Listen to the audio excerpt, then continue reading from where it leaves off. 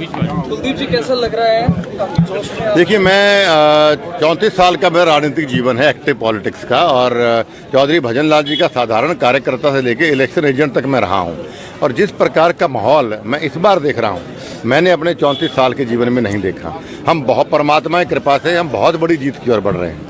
ताबड़तोड़ आपने आरोप लगाए हैं, बहुत सारे पैसे बकाए हैं, बहुत सारे आरोप लगाए हैं, कितनी सच्चाई है और आदमपुर की जनता कैसे निपटेगी इन चीज़ों? देखिए, मैंने नाम के साथ बोला है। आमतौर में मेरी एक आदत है, चौधरी भजनलाल जी ने हमेशा मुझे सिखाया कि कुछ भी हो आदमपुर हल्के की जनता को गुमराह नहीं करना। मैंने गांव और नाम दोनों बोल के आपको बताया कि इन लोगों की और बहुत लोगों की राशियां बकाया है। लोग इंतजार कर रहे हैं 3 तारीख का, जब इनको जयप्रकाश को सबक सिखाएंगे।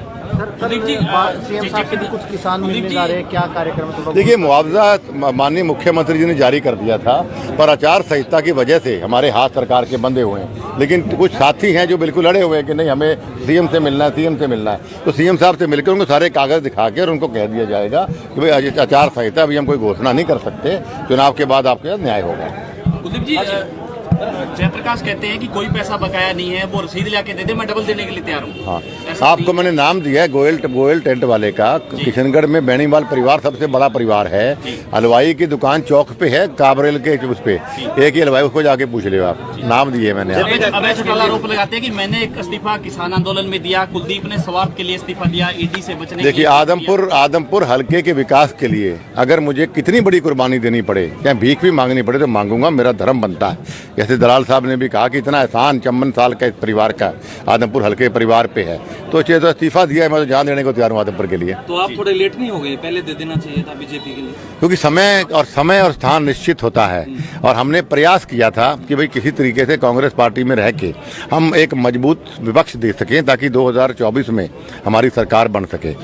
लेकिन कांग्रेस पार्टी खुदकुशी में थी, हमें विकास करवाना था हमारे इलाके का, तो मैं खुदकुशी करके मेरे लोगों को लावारिस छोड़ के नहीं जा सकता। तो वो कह रहे हैं कि प्रदेशाध्यक्ष नहीं बने, इसलिए ये सब किया है। देखिए, आप पॉलिटिक्स इज अबाउट परसेप्शन। एक परसेप्शन होती है कि भाई इस आदमी के नाम पे, इस आदमी के काम पे वोट पड़ सकता है, सत्ता आ सकती है। जो उदय भान के नाम पे नहीं आ सकता, लोग जानते ही नहीं है, तो सत्ता तक नहीं पहुंचेंगे तो मैं आदमपुर के या हिसार के हरियाणा काम कैसे कर सकता? इस बार चुनाव में कुछ असामाजिक तत्व घुसने की खबर हमारे पास है।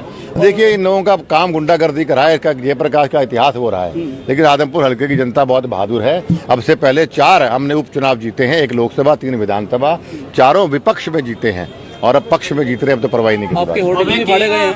होर्डिंग फाड़े, गुंडागर्दी करने का प्रयास किया, लेकिन इसका निपट लेंगे हम। जसपा के गठबंधन के उम्मीदवार है, जसपा का कोई भी बड़ा लीडर जो है अभी तक स्टेज पर नजर नहीं आया है। नहीं, देखिए, ऐसा नहीं है। भव्या के नॉमिनेशन के दिन उनके स्टेट के प्रेसिडेंट निहान सिंह जी आए थे, और अभी भी उनकी सारी टीम लगी है। अगर सभी लोग एक जगह बैठ जाएंगे तो वोट कौन मांगेगा गांव में जाकर? तो अपनी अपनी ड्यूटियां सबकी हमने लगाई हैं। जेजेपी, बीजेपी, सभी लोग मिल के काम कर रहे हैं। पार्टी फैसला करेगी मुख्यमंत्री का।